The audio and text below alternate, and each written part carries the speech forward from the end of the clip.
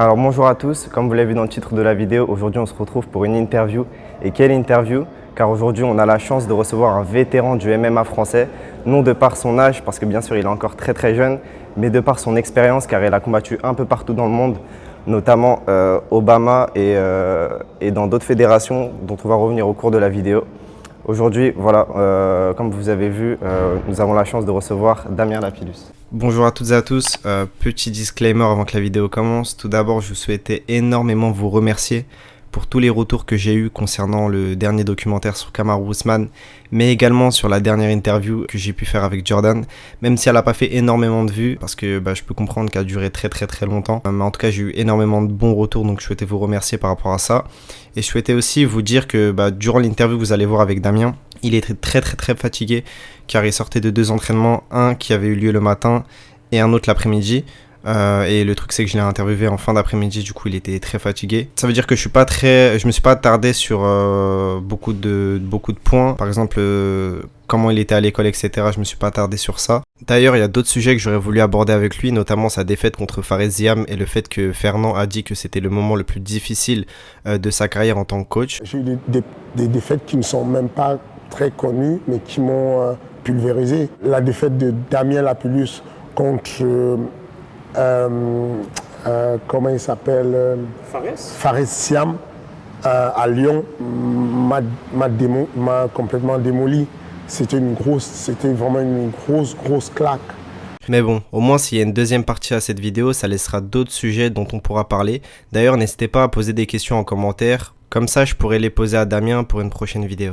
Aussi, je souhaitais vous parler du fait que Damien va combattre Ayoub pour la 2e fois en novembre prochain pour la RS 9. Le truc, c'est que pendant l'interview, je lui ai parlé de ce combat. Il m'avait fait part qu'il voulait pas vraiment l'affronter pour une 2e fois, car il avait rien à gagner. De toute façon, vous allez voir à ce moment dans la vidéo. Donc, j'ai pas compris sa réponse. Après, peut-être que le combat n'était pas encore prévu, parce que l'interview date il y a quand même... 2 semaines avant que le combat ait été annoncé, du coup voilà. En tout cas, ça a été un honneur pour moi de le recevoir. Je sais pas s'il va regarder l'interview, mais comme il le sait, voilà.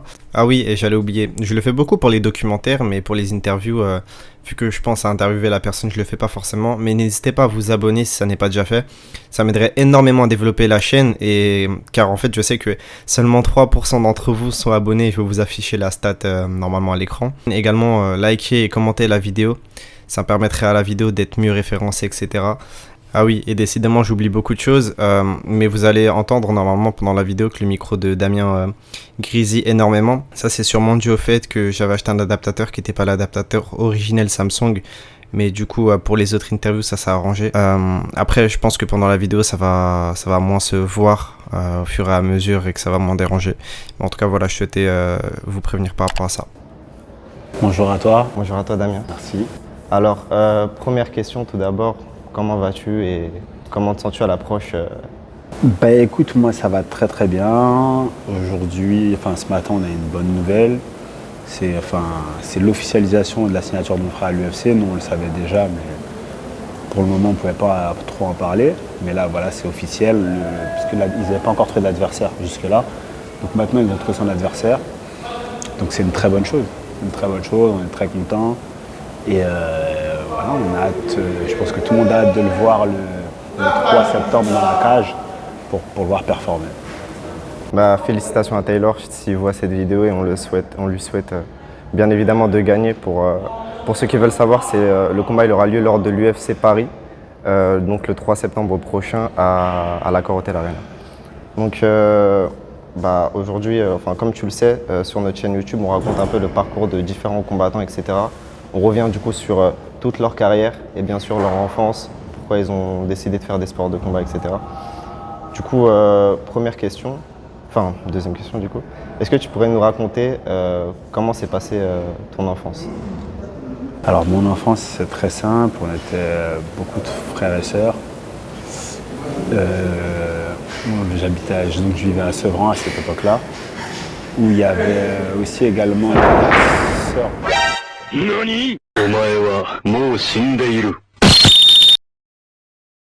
Voilà, mon enfance c'était à Sevran. On vivait avec la sœur de ma mère qui avait rencontré 2-3 petits problèmes. Donc du coup, elle était venue vivre avec ses enfants. D'accord. Donc tu vivais avec tes cousins? Avec mes cousins aussi également, on était vraiment beaucoup. Et ça a été vraiment de très belles années. Parce que à cette époque-là, il y a l'insouciance, on pensait qu'à jouer. Il n'y avait pas les réseaux sociaux, il n'y avait pas tout exactement, ça. ça n'existait pas. Ouais. Et on pensait qu'à jouer, très clairement. Donc c'était vraiment de très belles années. Et j'ai passé vraiment des bons moments dans ma vie en fait à ce moment-là. Et est-ce que, je sais pas, je te prends à l'improviste, mais est-ce que tu te souviens de ton premier souvenir? Enfin, est-ce que tu as un souvenir en particulier de ton enfance, très loin, dont tu te souviens? Très loin. Ouais, j'en ai un, ouais. Aujourd'hui, j'ai une dent à cheval, en fait, comme on peut appeler ça. Et en fait, j'aimais bien jouer au ninja quand j'étais petit. Ouais. J'aimais bien les films de karaté, j'aimais bien jouer au ninja. Et je m'amusais donc à aller dans les toilettes et monter comme un ninja en pensant que quelqu'un allait entrer dans les toilettes et que la personne n'allait pas me voir. Genre un film à la Jackie Chan, Voilà. tout ça.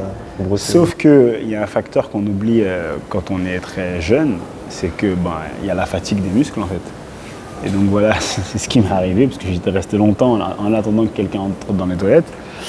Et à un moment, j'avais plus de force. Et donc j'ai essayé de me rattraper, j'ai glissé. Genre t'étais vraiment haut ou... Ouais, non, j'étais au niveau du plafond quoi. Ok. Ah ouais. Parce que j'étais petit. Et du coup, j'ai glissé, j'avais plus de force. Et en fait, je me suis cogné la bouche sur là où on mettait le papier toilette en fait. Ah merde. Et c'est à cause de ça que j'ai une dent à cheval.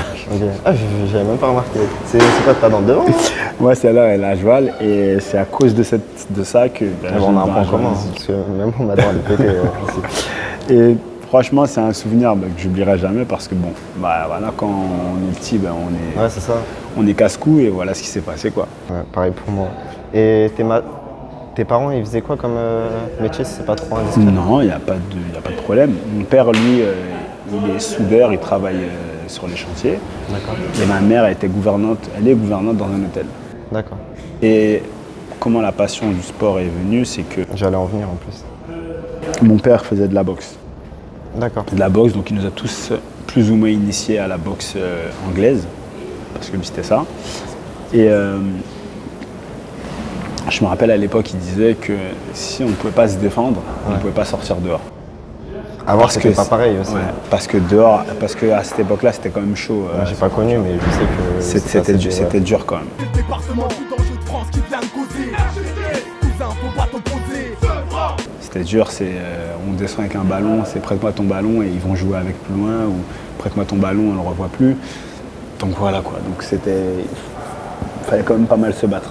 Et t'as eu à t'en servir du coup de la boxe, ça t'a servi? Énormément. Énormément. Et est-ce que tu avais un rêve quand tu étais petit? C'était d'être footballeur.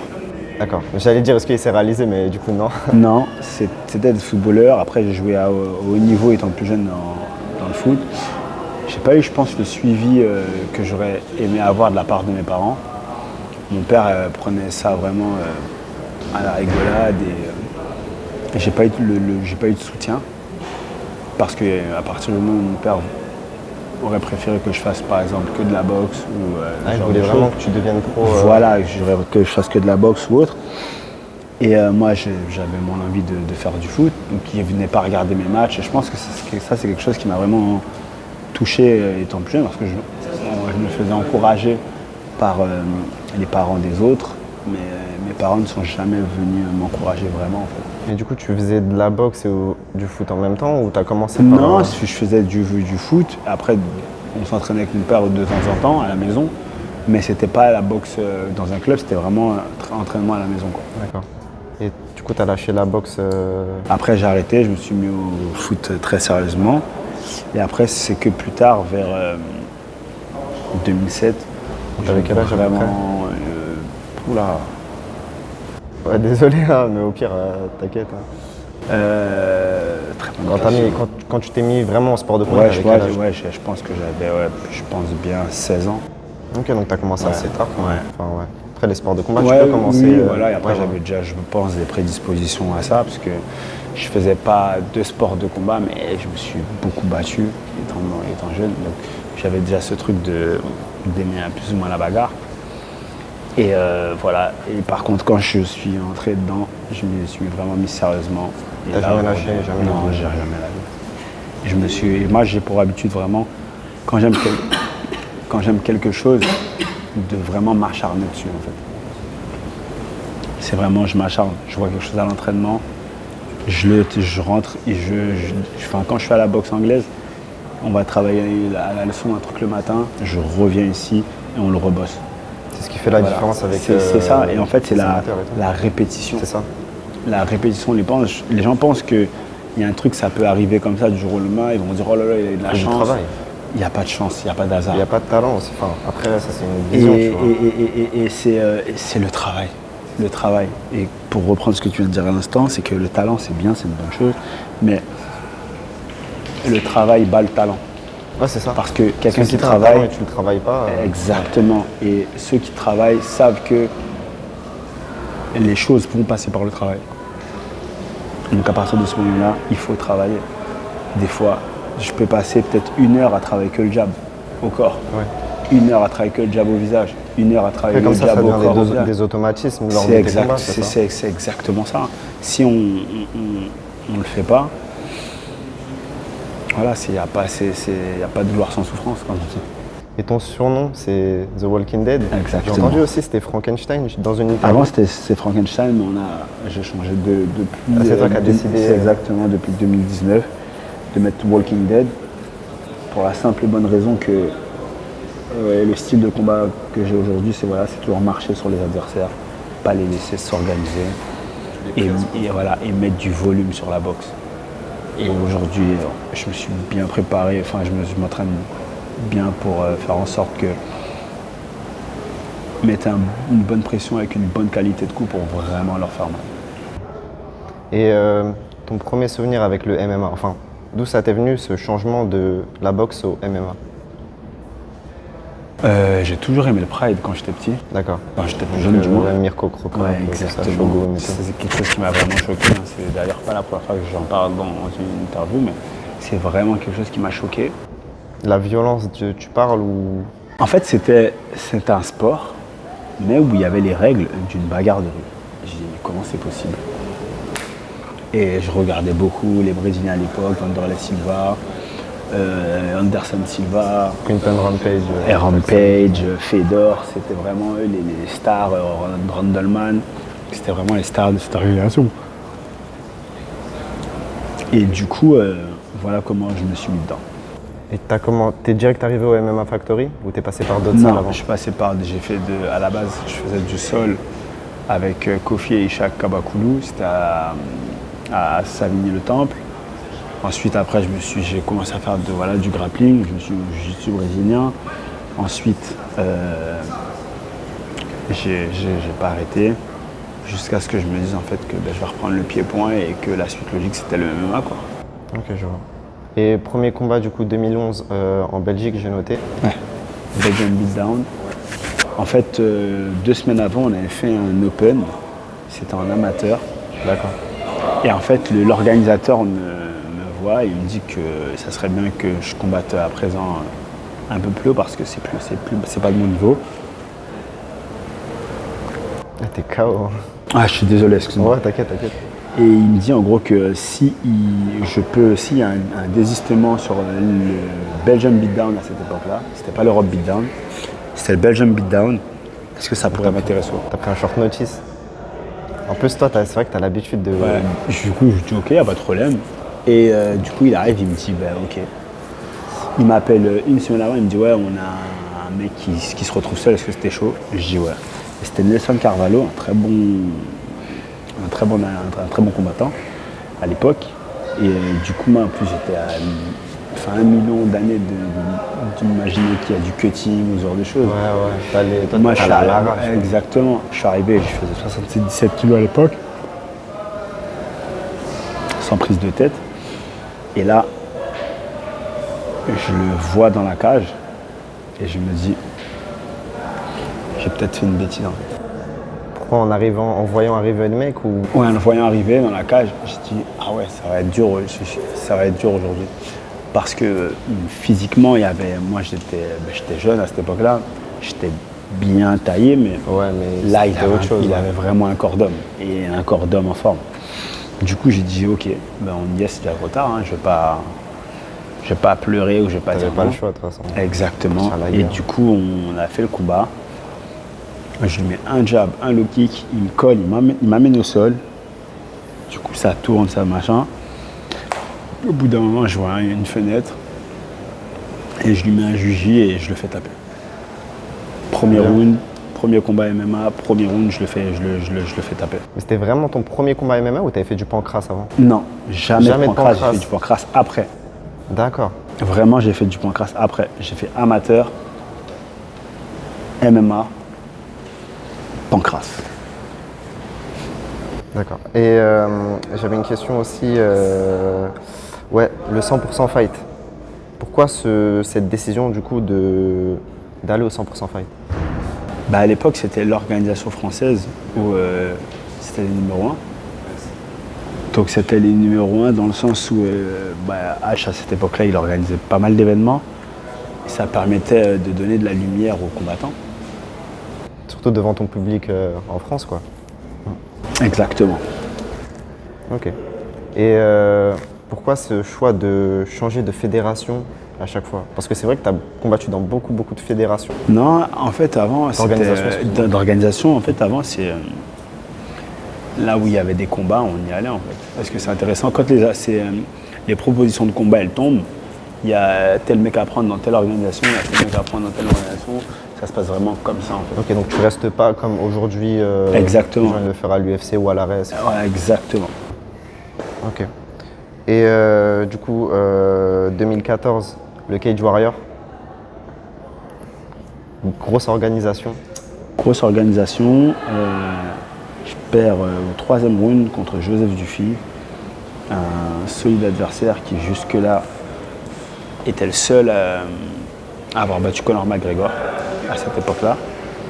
Combat serré sur les 2 premiers rounds et il arrive à me finaliser au 3e round. Donc voilà, c'est un combat qui m'a vraiment aidé à prendre de l'expérience. Mais toi, est-ce que tu et à avancer. les défaites, tu les voyais comme un apprentissage, quoi. Tu les voyais pas, je veux dire, c'est pas t'avais une défaite après tu Non. culpabilisais, quoi. Jamais, ça m'est jamais arrivé.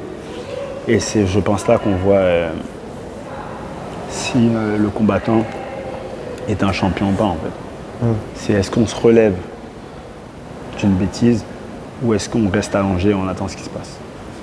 Et je voulais te poser une question aussi par rapport à l'évolution du MMA en France. Je suis tombé sur une vidéo de toi avec Francis Ngannou qui date de 2015. C'était au Cage Encounter 4. Ouais. Et dans cette petite vidéo, j'ai vu cette petite interview, vous parliez justement d'un combat à l'UFC un jour, comme quoi Francis, il voulait combattre à l'UFC. Toi qui viens de signer à l'UFC, est-ce qu'on peut rêver de te voir combattre dans une carte française de l'UFC?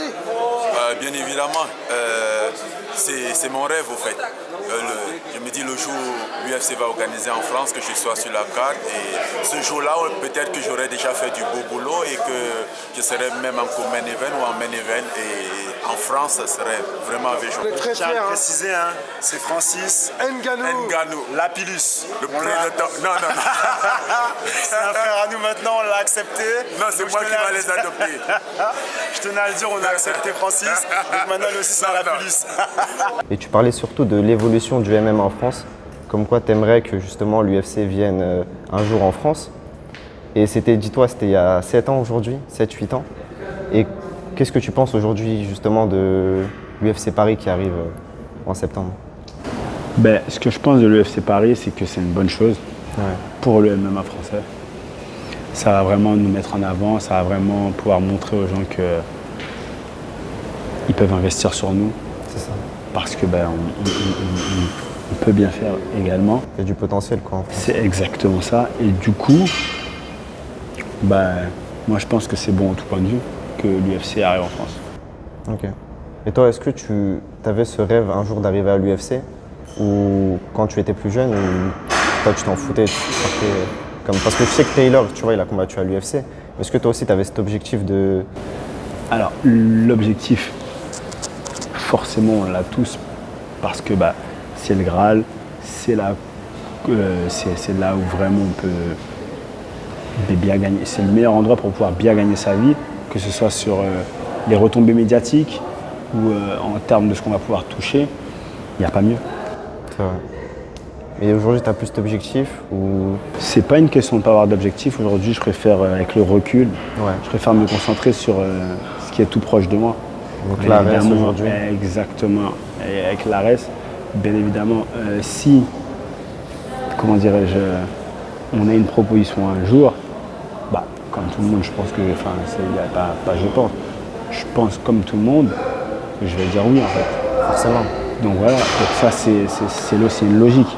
Mais voilà, j'ai pas envie de me prendre la tête. Moi je pense pas, c'est pas du tout à ça que je pense. Je pense vraiment à combattre à Arès et perdurer là-bas ou... Exactement, et prendre de l'argent, prendre des ceintures.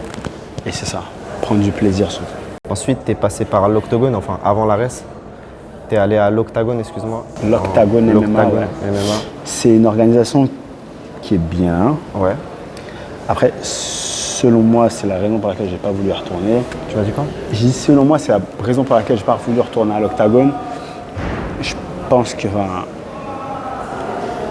il y a de très fortes chances qu'il y ait des combattants là-bas qui soient dopés. D'accord, je vois. Après, c'est Jordan aussi, il m'en a parlé justement. Et c'est pour ça que je ne remettrai pas les pieds dans cette situation, dans cette organisation-là. Je n'ai pas pour habitude de dire qu'un mec est dopé ou quelque chose qui ressemble à ça. Ouais, mais ça se voit quand même au physique des gens, tu vois.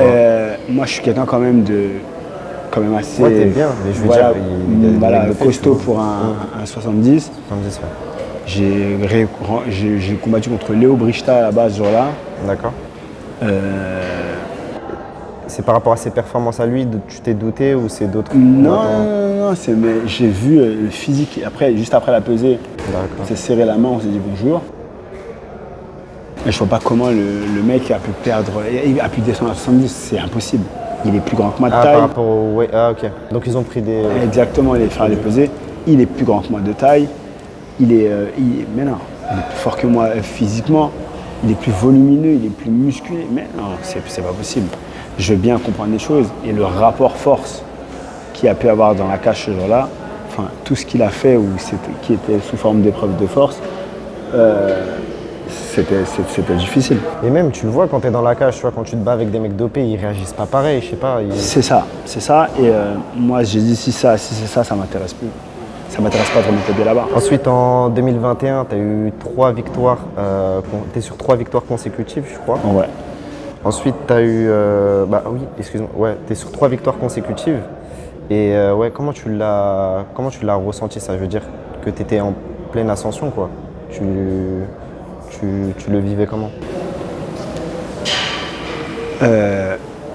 Aujourd'hui, je pense que pour chaque personne, on met des choses en place dans la vie.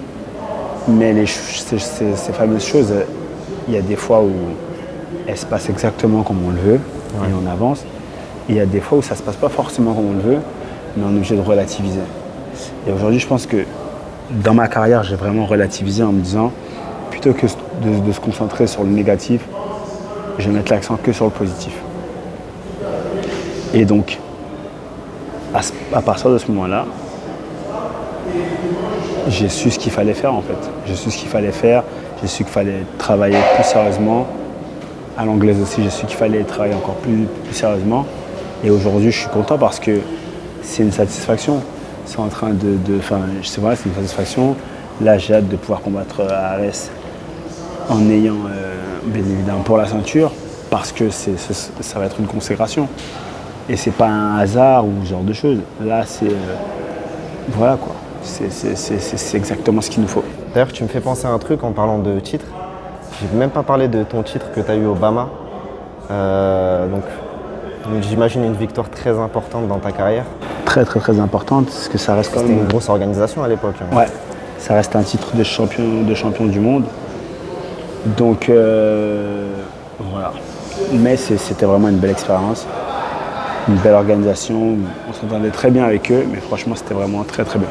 Et pourquoi cette décision de ne pas poursuivre chez eux? En fait, l'organisation a fermé tout simplement. Ah ouais, ok, je vois. Et ensuite, tu as eu récemment un passage en boxe anglaise.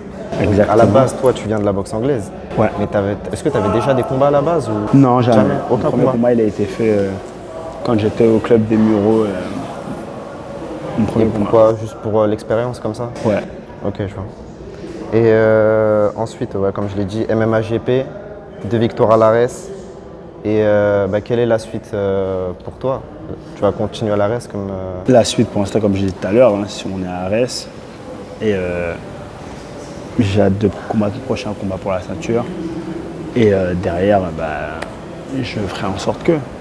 Mais je pense vraiment que je préfère faire. Je pense que je préfère faire champion à Arès pour l'instant. Ok, je vois. Voilà, nous on n'a plus de questions en tout cas. C'était un honneur pour nous de te recevoir. Non, c'est comme je dis toujours, merci à vous parce que c'est vous c'est vous qui mettez de la lumière sur nous. Dans le sens où. Forcément, sinon on aime bien le MMA. Voilà, et une personne parle de vous, de nous plutôt, ok. Mais s'il y a plusieurs personnes qui parlent de nous, la zone elle est la zone est beaucoup plus vaste. Et c'est là où on peut, à ce moment-là, être bien et qu'on peut quand même faire en sorte que tout se passe bien avec les gens. Et derrière ça, Connaître le MMA aussi, tu vois. Ouais, apprendre le MMA et éduquer le public. Parce qu'aujourd'hui, il y a encore des membres du grand public qui ne connaissent pas forcément. C'est ça. Pour pas qu'ils aient. Donc voilà, ils aiment bien savoir où ils mettent les pieds. Donc bon, c'est une bonne chose. D'ailleurs, toi, tu penses que l'UFC Paris, ça va changer quelque chose? Ou J'en ai aucune idée. J'espère que ça changera déjà sur les points que je viens de te donner. Mais je sais pas. Ok. En tout cas, merci à toi, Damien, pour... non, merci à vous, les gars. Et voilà, nous on se dit à la prochaine pour d'autres interviews ou d'autres documentaires sur le parcours.